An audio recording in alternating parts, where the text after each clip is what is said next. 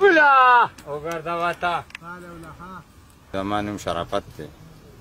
او د 28 سال نه ښکار کوم او بس د سهار راځو 7 بجې را روانېږو کور نه 8 بجې دلته را رسو او د 8 بجو نه تقریبا 3 بجو پورې ښکار کوو بس 2 نیمې میاشتې ښکار کوو 2 نیمې میاشتو نه بعد بیا چوټي بس بیا چېرته ټرکي مټکي چې چا کم خپل کار یې هغې له ځو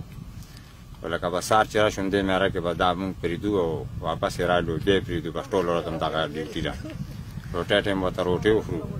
او بس اوبه هم ځان سره یې راوړي بس د شپې نه هم هر څه ځان له سیټ کړي هلته خوراک مراک وکړو جي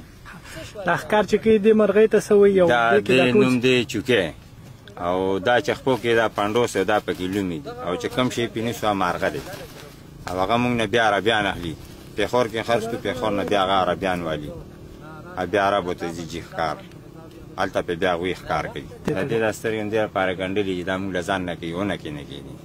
دې سره دا سیلې وي د سترګو بندو سره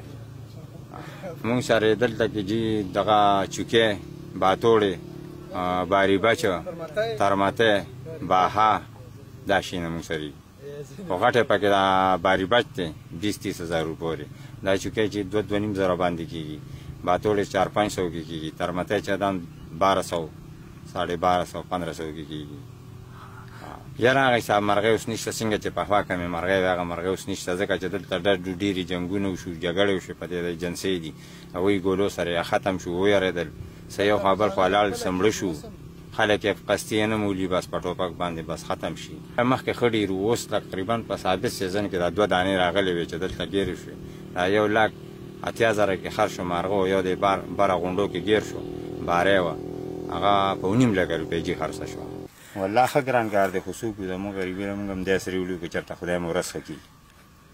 تل یې پکې ښه لرې لرې وروسته پکې تلیم چین ته پکې تلیم کابل ته پکې تلیم خو څه مې نه دي کړی